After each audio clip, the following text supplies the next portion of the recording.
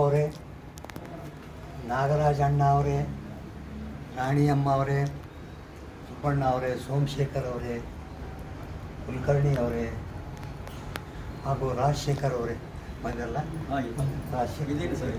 ಹಾಗೂ ಇವತ್ತಿನ ದಿವಸ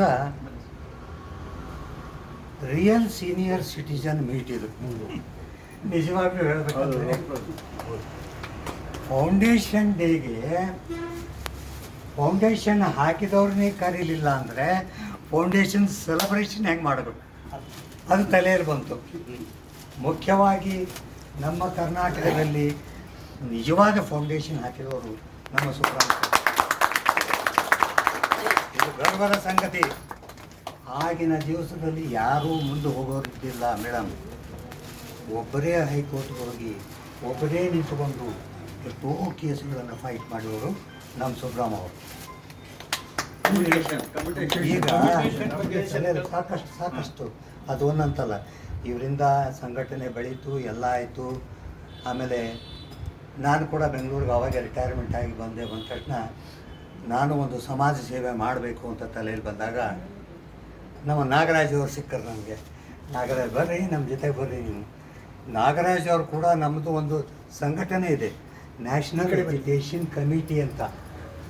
ನ್ಯಾಷನಲ್ ಎಜುಕೇಷನ್ ಕಮಿಟಿ ಅಂತ ಅಂದ್ರೇನು, ಭಾರತಾದ್ಯಂತ 28 ಸ್ಟೇಟ್ಗಳಲ್ಲಿ ನಾವು ಪೆನ್ಷನ್ದಾರರಿಗೋಸ್ಕರ ಫೈಟ್ ಮಾಡ್ಲಿಕತ್ತೀವಿ. ನಾವು ಯಾರು ಪೆನ್ಷನ್ದಾರರು? ಈ ಪ್ರೈವೇಟ್ ಸ್ಕೂಲಲ್ಲಿ ಕೆಲಸ ಮಾಡಿದವರು, ಶುಗರ್ ಫ್ಯಾಕ್ಟ್ರಿಯಲ್ಲಿ ಕೆಲಸ ಮಾಡಿದವರು, ಸಿಮೆಂಟ್ ಫ್ಯಾಕ್ಟ್ರಿಯಲ್ಲಿ ಕೆಲಸ ಮಾಡಿದವರು, HMT ಅವರು, ITI ಅವರು, HAL ಅವರು, BHEL ಅವರು, ಎಷ್ಟೋ ಸಂಘಟನೆ ಇದೆ. ಆಮೇಲೆ NMDC ಅವರು. ಈ ಸಂಘಟನೆಗಳ ಹೆಸರು ತೋರಿ ಅವರು ರಾಷ್ಟ್ರದ ಏಳಿಗೆಗೆ ಎಷ್ಟು ಕಾಂಟ್ರಿಬ್ಯೂಟ್ ಮಾಡಿದ್ರು. ಸರ್ಕಾರ ಅವ್ರನ್ನೇನು ಕೇರೇ ಮಾಡಲಿಲ್ಲ. ನಮ್ಮದೇನಿತ್ತಂದರೆ ಒಂದು ಗಂಡ ಒಂದು ಹೆಂಡತಿಗೆ 2 ಹೊತ್ತು ಊಟ, ಚಿಕ್ಕ ಮನೆಯಲ್ಲಿ ಇರಲಿಕ್ಕೆ ನಾವು ಫೈಟ್ ಮಾಡ್ತಾಯಿರೋದು. 7,500 ರೂಪಾಯಿ ಬಡ್ಡಿ, ಅವ್ರ ಮೆಡಿಕಲ್ ಫೆಸಿಲಿಟೀಸ್. ಈಗಿಂದ 9 ವರ್ಷ ಆಯಿತು. ಆ ಮೋದಿಜಿ ಯಾವಾಗ ಕಣ್ ತೆಗಿತಾನೋ ದೇವರಿಗೆ ಗೊತ್ತು. ಈಗ ಬಾ ಆಗ ಬಾ ಅಂತ ಹೇಳ್ತಾನೆ.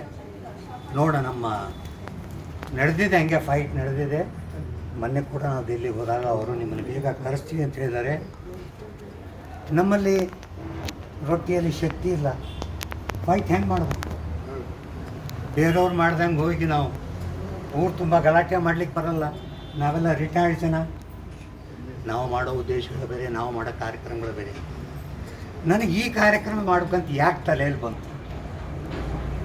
ಇಲ್ಲಿಂದ ಪ್ರಾರಂಭ ಮಾಡ್ತೀನಿ, ಬೆಂಗಳೂರಿಂದ. ನನಗೆ ಒಂದು ಫೋನ್ ಬಂತು.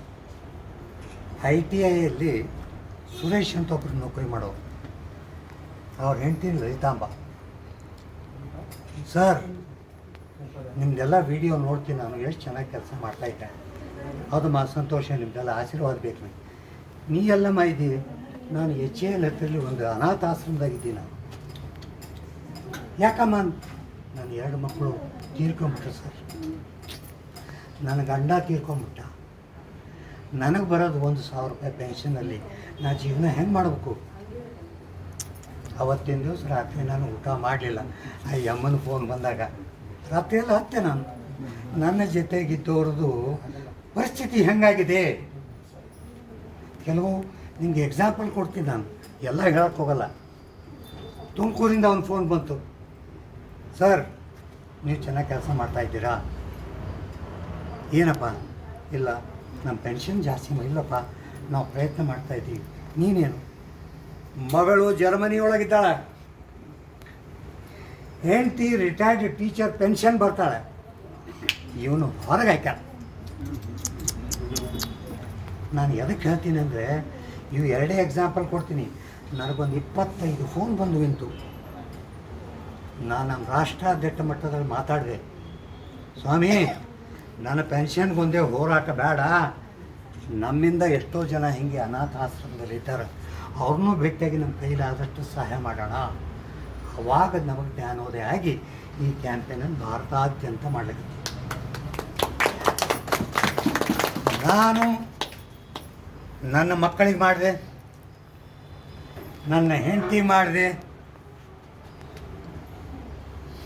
ನನಗೇನು ನನ್ನ ತಲೆಗೆ ಬಂತ ನಾನು ಸಮಾಜಕ್ಕೆ ಮಾಡೋದು ಓದೋದು. ನೀನು ಸಮಾಜಕ್ಕೆ ಏನು ಮಾಡಿದಿ? ನಾಳೆ ಮೇಲೆ ಹೋದ್ರೆ ಅಲ್ಲಿ ಅಕೌಂಟ್ ಇಟ್ಕೊಂಡು ಕೂತಾರವ ಏನೇನು ಮಾಡಿದಿ ಅಂತ. ನಾನು ಎಲ್ಲೇ ಭಾಷಣ ಮಾಡ್ಲಿಕ್ಕೆ ಹೋದ್ರು ಕೂಡ ನಾನು ಇದೇ ಹೇಳ್ತೀನಿ, ದಯಮಾಡಿ ನಿಮ್ಗೆಲ್ರಿಗೂ ನಾನು ಕಳಕಳಿಯ ವಿನಂತಿ ಏನು ಮಾಡ್ತೀನಿ ಅಂದರೆ, ಇಂಥ ಕಾರ್ಯಕ್ರಮಗಳು ಬೇರೆ ಬೇರೆ ಕಡೆ ಹಮ್ಮಿಕೊಂಡು ನಾನು ಕೂಡ ಓದಿದ್ದು ಕೂಡ ನಾನು master degree in social work, ಅಲ್ಲಿ ಕೂಡ ಇದೇ ವರ್ಕ್ ಮಾಡ್ತಿದ್ದೆ. ನಂದೇನೋ ಒಂದು ಸ್ಮರಣೆ ಒಂದಿದು, ಇವನ್ ಇರೆಸ್ಪೆಕ್ಟಿವ್ ಆಫ್ ಕ್ಯಾಸ್ಟ್, ಅದೇ ಜಾತಿ ಅನ್ನಂಗಿಲ್ಲ.